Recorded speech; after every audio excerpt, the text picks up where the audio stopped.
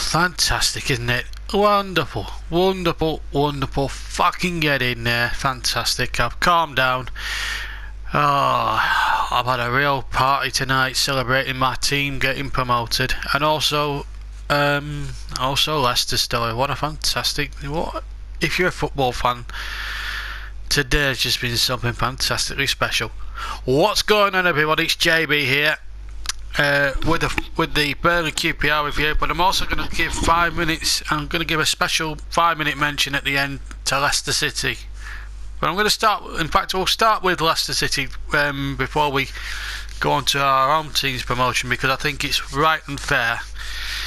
They've led the table for 190 days or something or other, and they were a club who were quoted by some sections of the bookmakers, some sections of the media, of having bookmakers odds of about 5,000 to 1, amazingly, to win the league.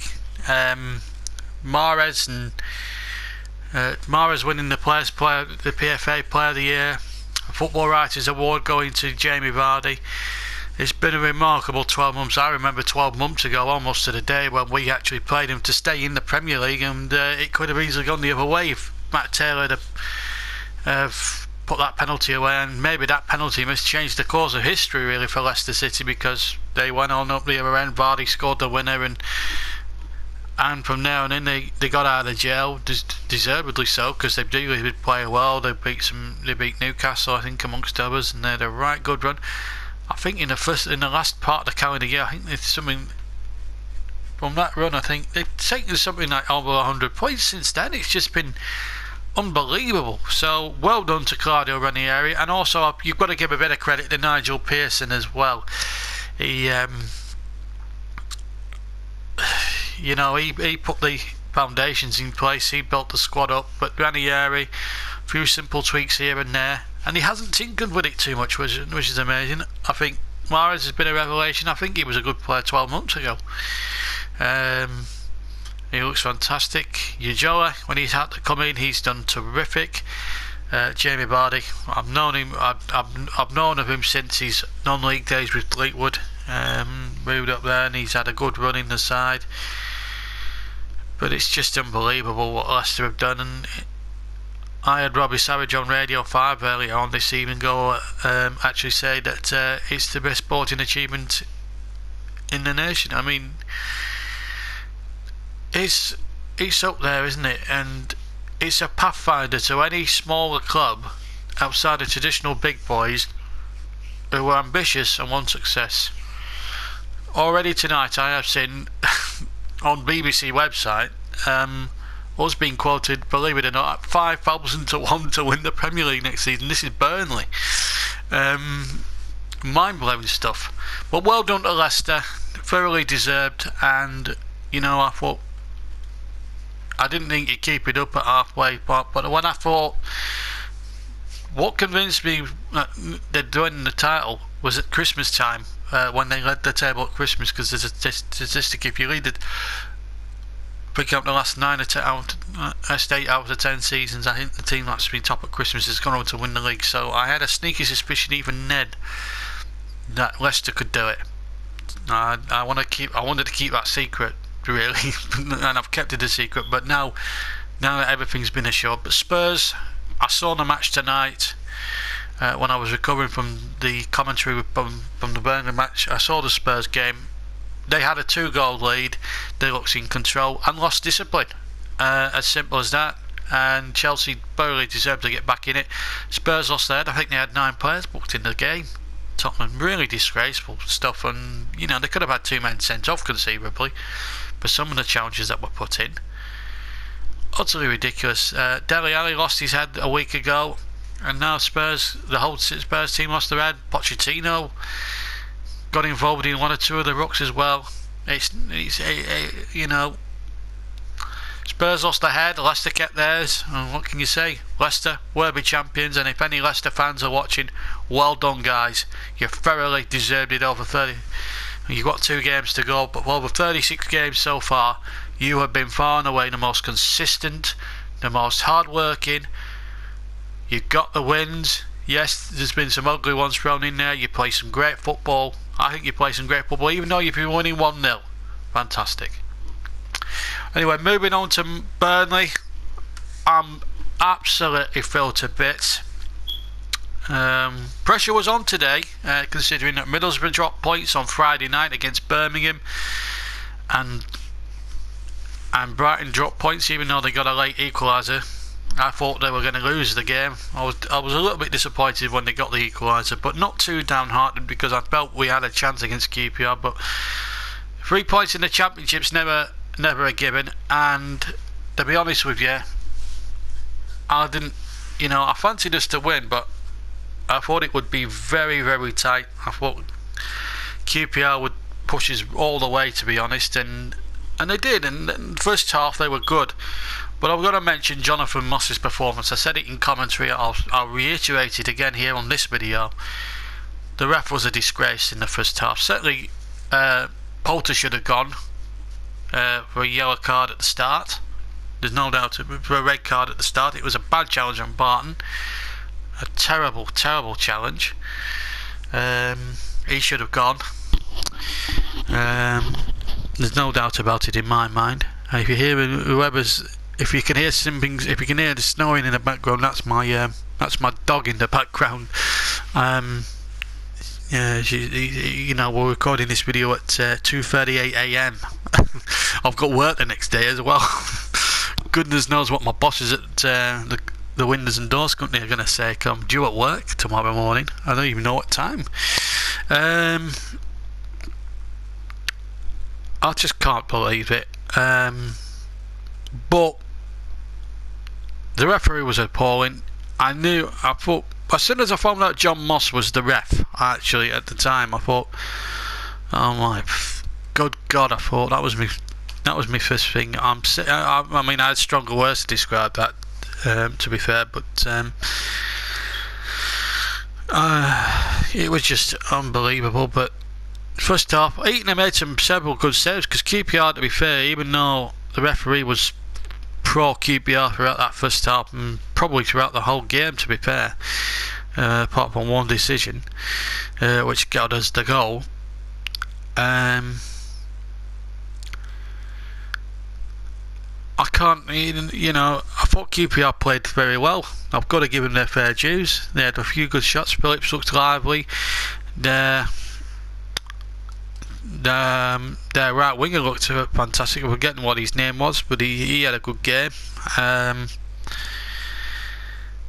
Fouling, to be fair, he was unlucky not to score today. I thought his effort in the second half, when we went 1 up, deserved a goal, and it was a good effort, good left footer, hit the post, and on another day that might have sailed in and we might be still not up and having to rely on that last game to win promotion, let alone the Championship against Charlton. But it didn't work out that way, unfortunately, for Powlin, and it worked out well for us. Free kick, Clint Hill absolutely got a fist, not just a fistful of shirt, but he's rugby tackled Andre Gray to the floor. It's outside the box. It's definitely outside the box, in my opinion. So we get the free kick. David Jones, who I thought had up until then had an unbelievably appalling match. His set piece delivery was dreadful, to say the least. But he has the ability, though. Even if he puts 5 bad set plays in, there's always the 6th time of asking. He's going to put a good ball in. So he might not get it right the first 3 or 4, maybe 5 times in a game, but if he gets a 6th or 7th or 8th opportunity, he will get it right. And he got it right, and Vaux, with the merest of flicks with his head, nods it past the keeper Ingram and into the corner of the net. And as you may have heard, some of you may have heard in commentary, there was an explosion of ecstasy, not just from yours truly, but around the stadium. It was just unbelievable. And then we had to hold on, and then another controversy with 10 minutes to go. Arfield had another shot saved by the goalkeeper from the resulting corner. Apparently England was fouled. No, I didn't see a foul on the goalkeeper.